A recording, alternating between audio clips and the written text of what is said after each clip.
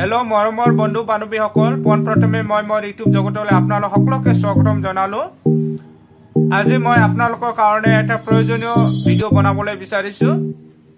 ভিডিঅ'টো এইটোৱে যে জলসিঞ্চন বিভাগৰ কাৰণে যিসকলে পৰীক্ষা দিব বা তেওঁলোকৰ কাৰণে কিছুমান প্ৰশ্ন উত্তৰ বিষয়ে আলোচনা কৰিম।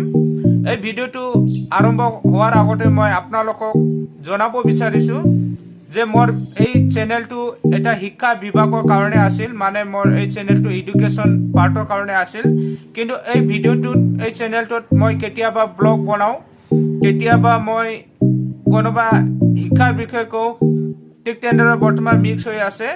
তাৰ কাৰণটো এয়ে যে মোৰ চেনেলটো এতিয়াও ভালদৰে গ্ৰ'থ হোৱা নাই, যাৰ বাবে মই এনেকুৱা কৰিব লগা হৈছে।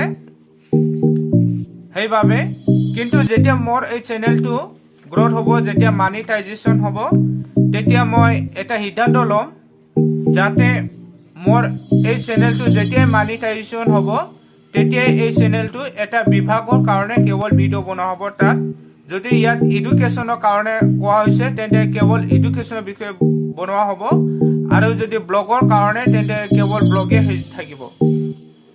তেন্তে বন্ধু বান্ধৱীসকল, আজি ভিডিঅ'টো চাই থাকিব।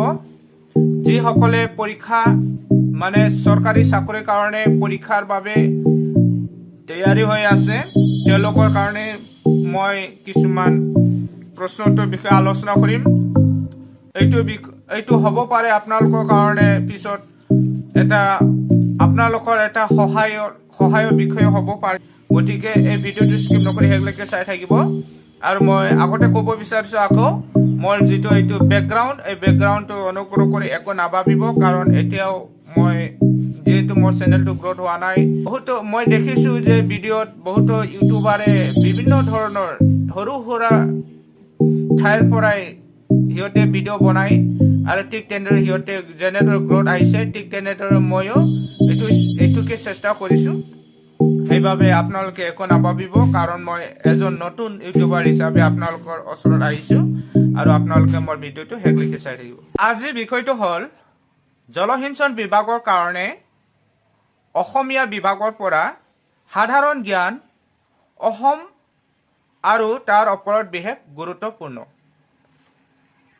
আমি জানো আমাৰ ৰাজ্যখনৰ নাম হৈছে অসম, আৰু এই অসমটো প্ৰাচীন কালত কি নাম দিয়া হৈছিল এইটো জানিব পাৰেনে? তো আমি নিশ্চয় জানিব লাগিব। প্ৰাচীন কালত আমাৰ অসমৰ নাম আছিল কামৰূপ। কামৰূপৰ পিছত প্ৰাগজ্যোতিষপুৰ নাম দিলে। ঠিক তেনেদৰে ত্ৰয়োদশ শতিকাৰ পৰা ইয়াৰ নাম অসম হৈছিল। ত্ৰয়োদশ শতিকা মানে 13th চেঞ্চুৰীৰ পৰা ইয়াৰ নাম অসম হৈছিল। অসম নামৰ উৎপত্তি সম্পৰ্কে বহুতো পণ্ডিতে নানা মত পোষণ কৰিছে।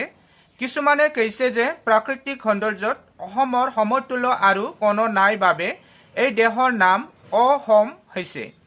আন কিছুমান পণ্ডিতৰ মতে অসমৰ ৰজাসকলে এই দেশখন শাসন কৰিছিল বাবে আহোম শব্দটোৰ পৰা এই ৰাজ্যখনৰ নাম অসম হৈছিল। সংস্কৃতত অসম শব্দৰ অৰ্থ অদ্বিতীয়।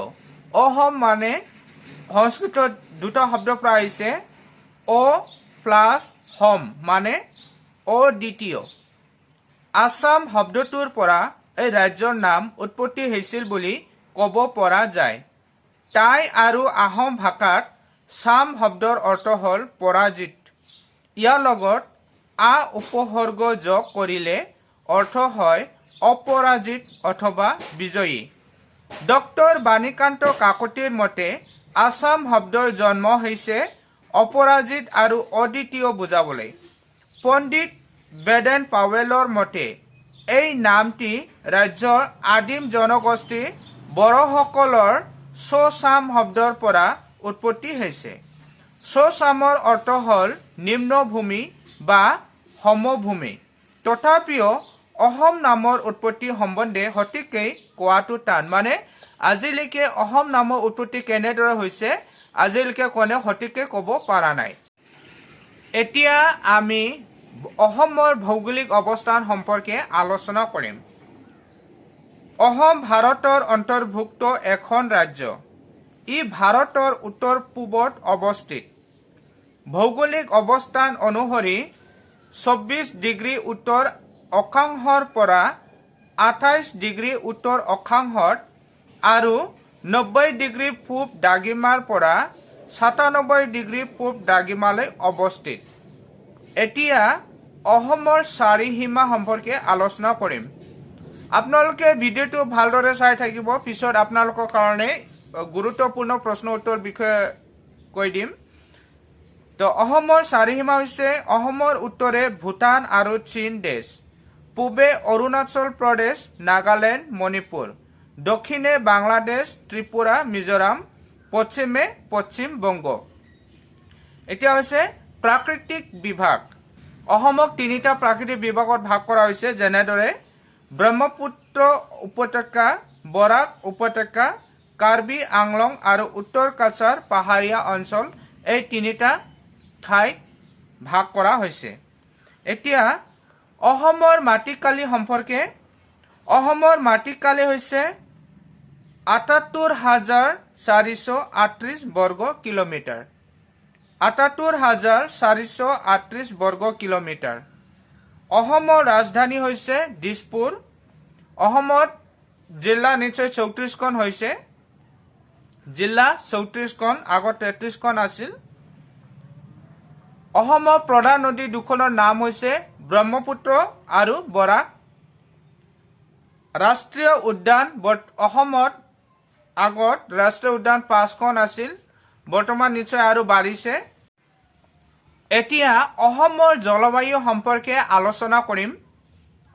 অসমৰ জলবায়ু ঘাইকৈ গৰম আৰু সেমেকা। জলবায়ুত জলীয় ভাপৰ মাত্ৰা অধিক।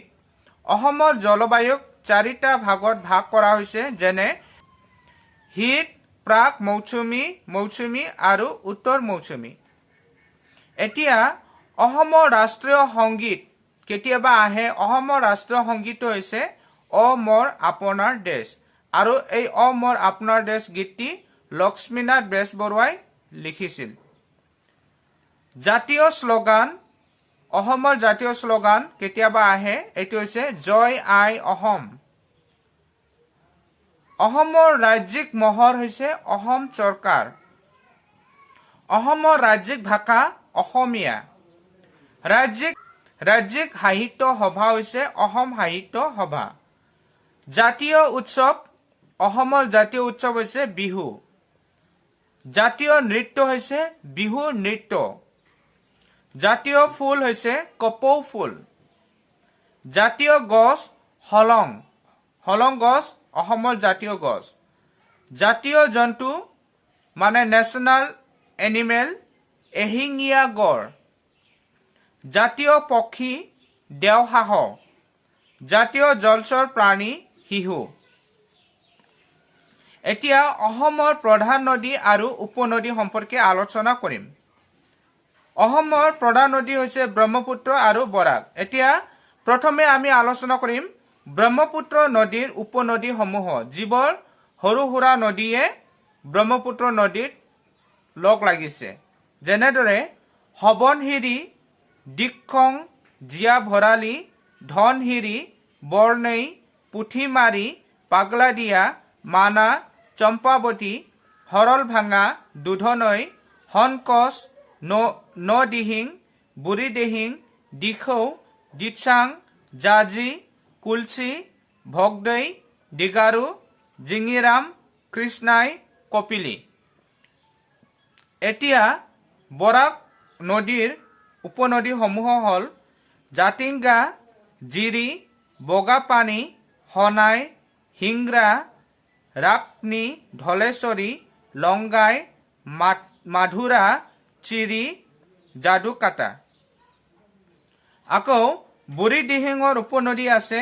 বুঢ়ীদিহিঙৰ উপনদী যেনেদৰে নামদাং, চেটচা, টিপলিং, টিংৰাই। সোৱণশিৰিৰো উপনদী আছে, যেনেদৰে ডাঙৰি, ডুমডুমা। মানাহৰো উপনদী যেনেদৰে আই, বেকী। কপিলিৰ উপনদী বৰাপানী, কিলিং। এইবিলাকেই হৈছে অসমৰ প্ৰধান নদী আৰু উপনদীসমূহ। এতিয়া আলোচনা কৰিম অসমৰ প্ৰধান পাহাৰ পৰ্বত সম্পৰ্কে। অসমত বৰ্তমান থকা পাহাৰবোৰৰ নাম হ'ল নীলাচল, ভমৰাগুৰি, শ্ৰীসূৰ্য, চৰাইদেউ, পঞ্চৰত্ন, বৰাইল, নৱগ্ৰহ, ৰাকচিনী, টুক্ৰেশ্বৰী, ৰেংমা, চিত্ৰাচল, কাৰ্বি পাহাৰ, বুঢ়া পাহাৰ, কালা পাহাৰ, নৰকাহুৰ, চান্দলডিঙা, গৰুবাচল, মণিকুট, ভৈৰৱচূড়া, আগিয়াঠুৰি, মায়ং, যোগীঘোপা, নামচাং, পাগলাটেক, বৰাইল, ভৈৰৱী, সন্ধ্যাচল, মণিকৰ্ণেশ্বৰ আদি। এইবিলাকে হৈছে অসমত থকা পৰ্বত পাহাৰবোৰৰ নাম। এতিয়া হ'ল বনাঞ্চলৰ মাটিকালি। বনাঞ্চল মানে আমি জানো য'ত হাবি বন থাকে অসমৰ, তাৰ মাটিকালিবিলাক হৈছে 25,977 বৰ্গ কিলোমিটাৰ। এইটো হৈছে অসমৰ বনাঞ্চলৰ মাটিকালি। তাপমান, অসমৰ তাপমান কেতিয়া কিমান হয় এইটো জানিব লাগে। গ্ৰীষ্মকালত গড়ে 30 ডিগ্ৰী চেলচিয়াছ হয় অসমৰ তাপমান, আৰু শীতকালত গড়ে 16 ডিগ্ৰী চেলচিয়াছ হয়। বৰষুণ, অসমৰ বৰষুণ বছৰি 178 চেণ্টিমিটাৰৰ পৰা 305 চেণ্টিমিটাৰলৈকে হয়। উচ্চতা, সমুদ্ৰ পৃষ্ঠৰ পৰা অসম গড় উচ্চতা 79.5 মিটাৰ। 79.5 মিটাৰ। অসমৰ প্ৰধান ভাষা হৈছে অসমীয়া। ৰাজ্য গঠন হৈছিল 1950 চনৰ 26 জানুৱাৰী দিনাখন অসম ৰাজ্যটো গঠন হৈছিল। বিধানসভাৰ সদস্য সংখ্যা বৰ্তমান 126 জন। অসমৰ বিধানসভা সদস্য সংখ্যা 126 জন।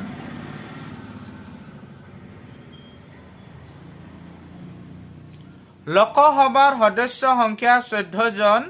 ৰাজ্যসভাৰ সদস্য সংখ্যা 7 জন। অসমৰ মুঠ জনসংখ্যা 2001 চনৰ লোকপিয়ল মতে অসমৰ মুঠ জনসংখ্যা আছিল 3,12,05,576 জন।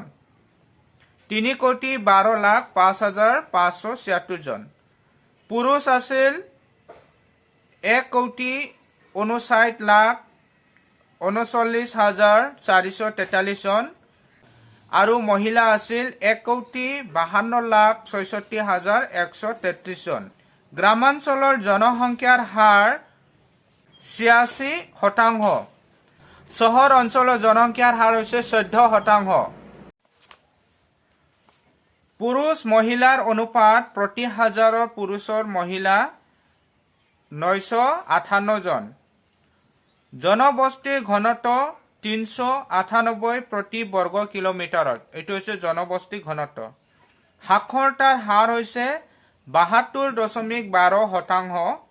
পুৰুষৰ হাৰ হৈছে 77.85%। মহিলাৰ হাৰ হৈছে 66.27%। অসমত পৌৰসভা 25খন আছে। পৌৰ নিগম এখন আছে গুৱাহাটী। অসমৰ মুঠ গাঁও হৈছে 26,295 খন। 26,295 খন গাঁও আছে অসমত। আৰক্ষী আয়ুক্ত এটা আছে গুৱাহাটীত। সৰ্বাধিক জনবস্তি ঘনত্ব জিলা কামৰূপ, আৰু সৰ্বনিম্ন জনবস্তি ঘনত্ব জিলা হৈছে উত্তৰ কাছাৰ। তাৰপিছত বৃহত্তম জিলা হৈছে কাৰ্বি আংলং, বৃহত্তম আটাইতকৈ ডাঙৰ জিলা। সৰু জিলা হৈছে হাইলাকান্দি, সৰু জিলা। সাক্ষৰতাৰ হাৰ সৰ্বাধিক কামৰূপ মেট্ৰত আছে। সাক্ষৰতাৰ হাৰ সৰ্বনিম্ন আছে ধুবুৰীত। জনবহুল নগৰ হৈছে গুৱাহাটী। জনবহুল গাঁও হৈছে শুৱালকুছি। বৃহত্তম ৰেল জংচন হৈছে লামডিং। বৃহত্তম নদীদ্বীপ পৃথিৱীৰ ভিতৰতে বৃহত্তম নদীদ্বীপ হৈছে মাজুলী। ক্ষুদ্ৰতম নদীদ্বীপ পৃথিৱীৰ ভিতৰত এইটো হৈছে উমানন্দ। বিশ্বৰ দ্বিতীয় ঘোলা নৈ হৈছে ব্ৰহ্মপুত্ৰ। বিশ্বৰ দ্বিতীয় ঘোলা নৈ ব্ৰহ্মপুত্ৰ। অসমৰ প্ৰধান নদী দুখন আমি আগতে কৈছোঁ, ব্ৰহ্মপুত্ৰ আৰু বৰাক। বিশ্বৰ বেগী চৰাই ইণ্ডিয়ান সুইট ৱৰ্ল্ড। এশিঙীয়া গড়ৰ বাবে অসম বিশ্ববিখ্যাত। আমি এইটো জানিব লাগে। অসম কিহৰ কাৰণে বিশ্ববিখ্যাত বুলি ক'লে এশিঙীয়া গড়ৰ বাবে অহম বিশ্ববিখ্যাত এতিয়া মই আপোনালোকৰ কাৰণে কিছুমান প্ৰশ্ন উত্তৰ আনিছো এই প্ৰশ্ন উত্তৰটো হৈছে অহম আৰু ভাৰতৰ ইতিহাস ইয়াত অহম আৰু ভাৰত দুটাৰে থাকিব এই প্ৰশ্ন উত্তৰবিলাক যিবিলাকে জলসিঞ্চন বিভাগৰ কাৰণে পৰীক্ষা দিব তেওঁলোকৰ কাৰণে ইম্পৰ্টেন্ট হ'ব তো প্ৰশ্নবিলাক মই পঢ়ি যাম এতিয়া নাম্বাৰ 1 যেনেদৰে হৰ্ষ চৰিতৰ ৰচকন তাৰ উত্তৰটো হবে বাণভট্ট হৰ্ষ চৰিতৰ ৰচক হৈছে বাণভট্ট নাম্বাৰ 2 প্ৰশ্ন হৈছে ৰাজতৰংগিনী ৰচক কোন তাৰ উত্তৰ হৈছে কলহন ভাৰতে কিমান চনত স্বাধীন হৈছিল জানেনে ভাৰতৰ স্বাধীন হৈছিল 1947 চনত আমি সকলোৱে এটো জানে ভাৰতে স্বাধীনতা লাভ কৰাৰ সময়ত ইংলেণ্ডৰ প্ৰধানমন্ত্ৰী কোন আছিল ভাৰত যেতিয়া স্বাধীন লাভ কৰিছিল সেই সময়ত ইংলেণ্ডৰ প্ৰধানমন্ত্ৰী কোন আছিল তাৰ উত্তৰটো হৈছে ক্লিমেণ্ট এটলি জালিয়ানৱালাবাগৰ হত্যাকাণ্ডৰ পিছত গান্ধীয়ে কি আন্দোলন কৰিছিল জালিয়ানৱালাবাগৰ হত্যাকাণ্ডৰ পিছত গান্ধীজীয়ে কি আন্দোলন কৰিছিল অসহযোগ আন্দোলন কৰিছিল 1857 চনৰ সিপাহী বিদ্ৰোহৰ অকৃতকাৰ্যতাৰ মুখ্য কাৰণ কি 1857 চনৰ সিপাহী বিদ্ৰোহৰ অকৃতকাৰ্যতাৰ মুখ্য কাৰণ কি ইয়াৰ মুখ্য কাৰণ হৈছে সৰ্বসাধাৰণ মানুহে বিদ্ৰোহক সমৰ্থন কৰা নাছিল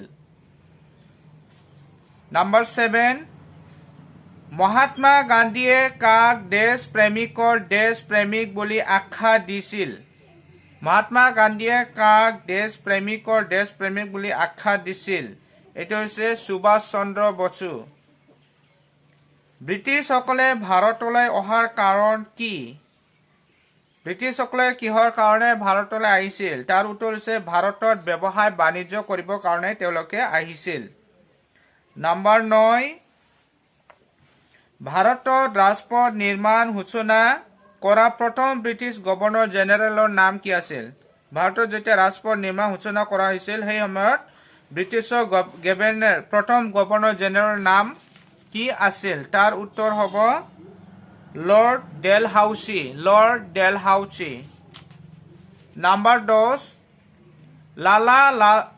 লালা লাজপত ৰায়ে ৰচনা কৰা গ্ৰন্থখনৰ নাম কি তাৰ উত্তৰ হৈছে আনহেপি ইণ্ডিয়া নাম্বাৰ 11 পাল বংশৰ প্ৰতিষ্ঠাতা কোন আছিল তাৰ উত্তৰ হৈছে ব্ৰহ্মপাল মহম্মদ বিন বখতিয়াৰে কেতিয়া